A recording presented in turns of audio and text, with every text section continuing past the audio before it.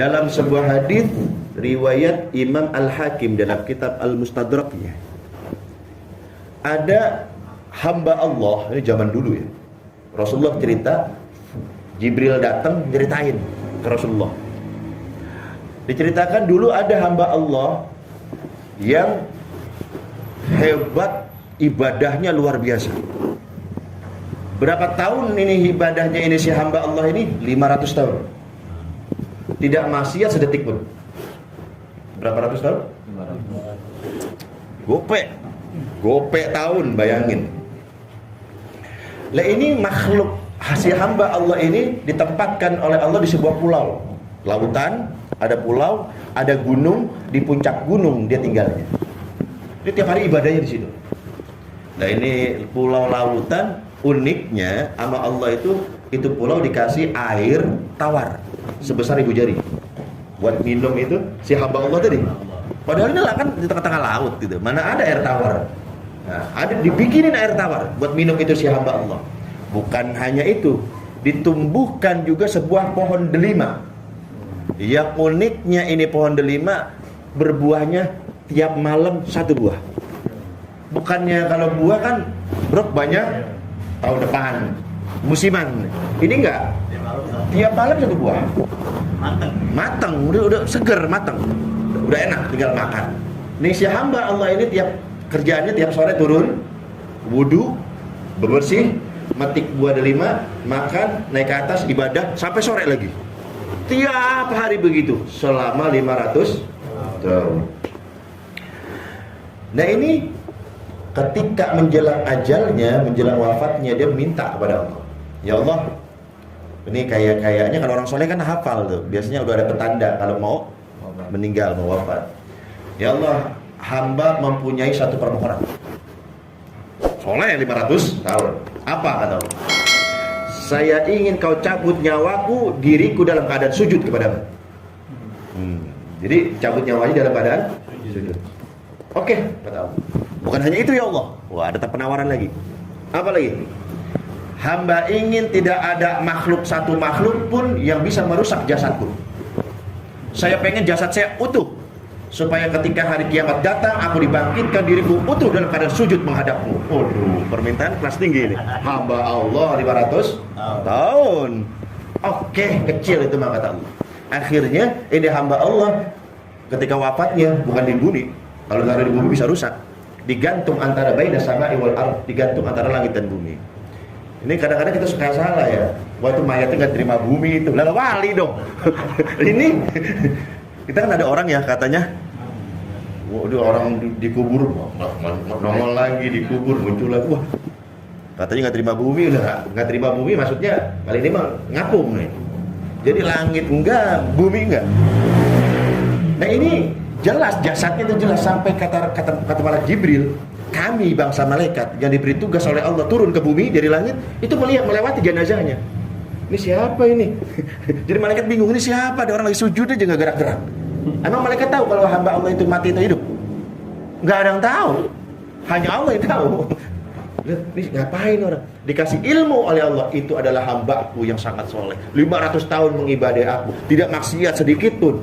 Dia minta kepada aku supaya mati dalam keadaan sujud dan jenazahnya nggak rusak. Oh, dan dia minta nanti di hari kiamat dalam kondisi begini bangkitnya.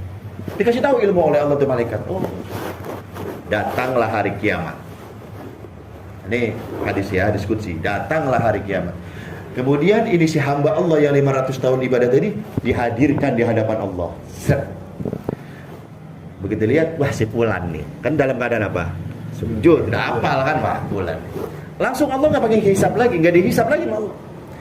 Ketika dihadirkan ini hamba Allah, Allah langsung bilang kepada malaikatnya, adkhilu abdil jannata birahmati.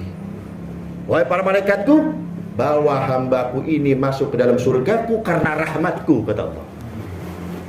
Si hamba tadi disuruh masuk surga karena rahmat Allah, komplain. Bal bi'amali ya Rabb. Ya Allah, kok saya masuk surga karena rahmatmu. Saya 500 tahun loh ibadah, seharusnya kena amal saya dong. Tuh lihat situ. Kena apanya?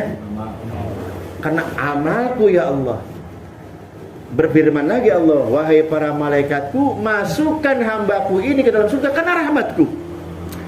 Dibantah lagi nih, berani nih, tentang soleh kadang-kadang kita begitu, soleh dikit berani ngatur Allah udah. Dan ini hamba Allah, ya Allah saya minta ini, begitu muncul, ya Allah bukan ini ya Allah. Kita begitu, ya Allah aku masuk dalam surga bukan amalku, kok karena rahmatmu sih. 3 kali dibalas oleh Allah, wahai para malaikatku, masukkan hambaku ini ke dalam surga karena rahmatku. Ngebantah lagi yang 3 kali. Makanya batas itu 3 kali. Allah aja batasnya 3 kali. Jadi kalau kita dibantah orang sekali ikut, A, B aja, A, B aja, A, B aja, baru marah boleh.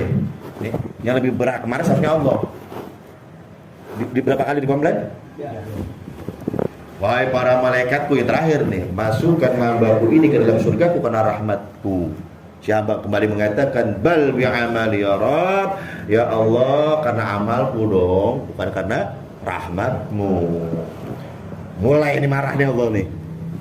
Ini pala batu nih katanya, nggak bisa diatur nih, nggak ngerti ini hamba nih. Dikasih pengertian.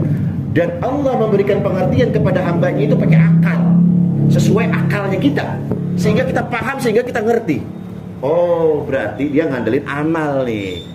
Baik, kata Allah, wa yaqulullahu lil malaikati, saat itu Allah berfirman kepada para malaikatnya, qaisu abdi bi ni'mati alaihi wa amalihi. Para malaikatku, siapkan timbangan. Kan tadi kan enggak pakai dihisap.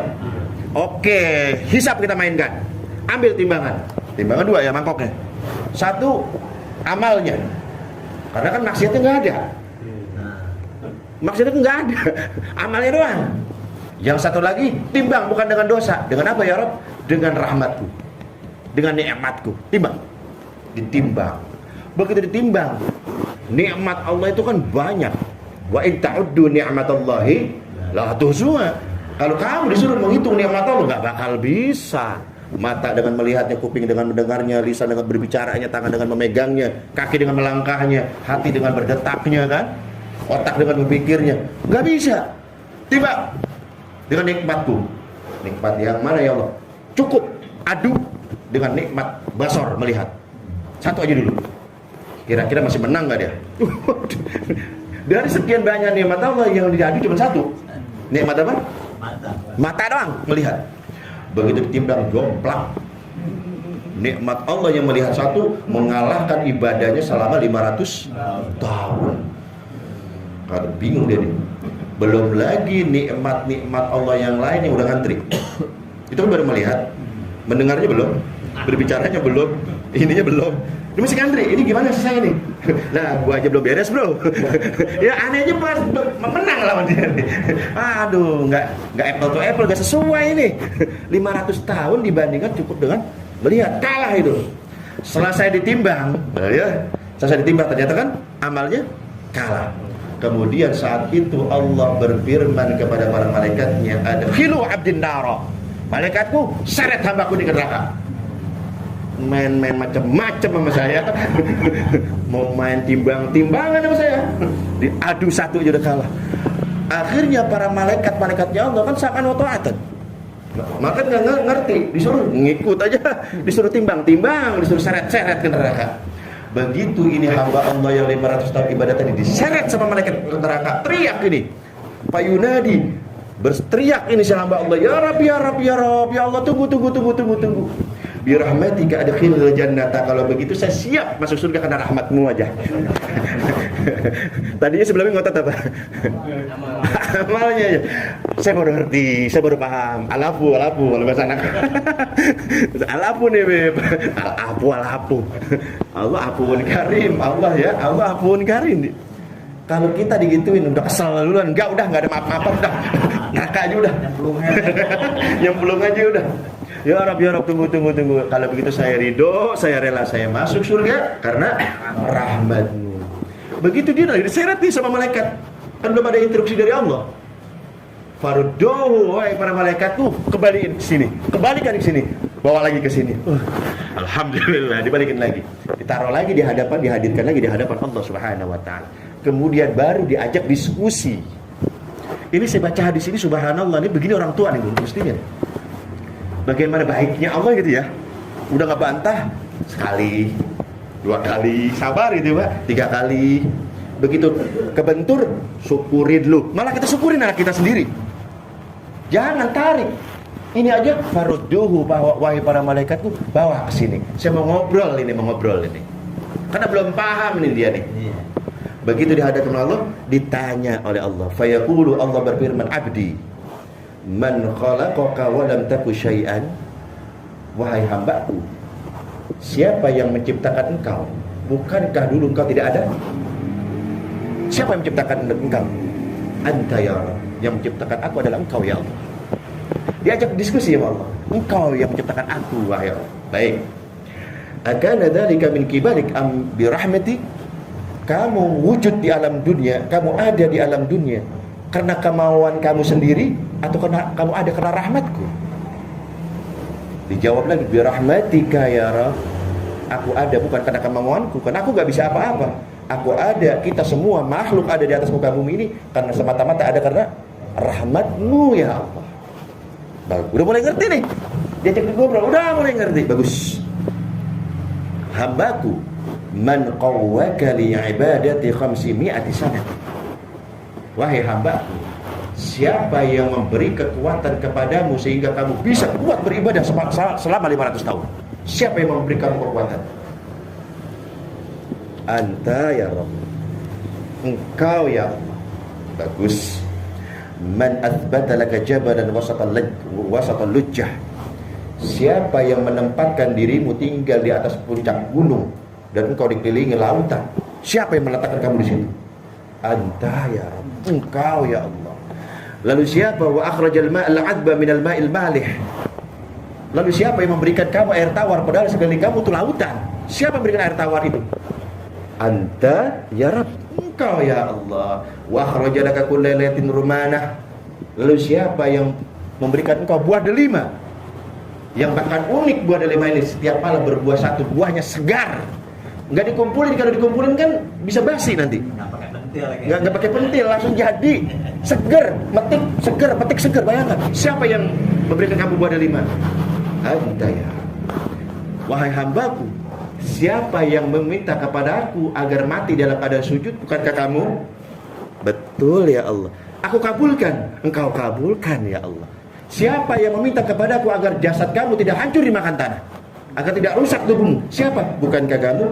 Betul. Siapa yang bisa melakukan itu? Anta ya. Kemudian Allah mengatakan, dzalika bi rahmati. Aku melakukan semua itu kepadamu karena aku sayang kepadamu wahai hamba. Karena rahmatku wahai hambaku. Setelah Allah mengatakan itu, kemudian Allah berfirman kepada para malaikatnya, adkhilu 'abdil jannata bi rahmati. Wahai para malaikatku, bawa hambaku yang soleh ini masuk dalam surgaku karena rahmatku. Enggak pakai berani-berani lagi tuh. Nentang tuh. Begitu udah paham, dikasih pemahaman, baru sadar ternyata kita masuk surga karena apa? Kemudian ditutup oleh cerita malak Jibril. Wahai Muhammad, ya Muhammad, innamal asya'u bi rahmatillah ya Muhammad. Kata malak Jibril, wahai Muhammad, sesungguhnya segala sesuatu itu disebabkan rahmatnya Allah. Segala sesuatu itu ada, segala sesuatu itu muncul, itu karena sebab adanya rahmat Allah. Ingat, masuk surga bukan karena apa? Amal, tapi karena apa?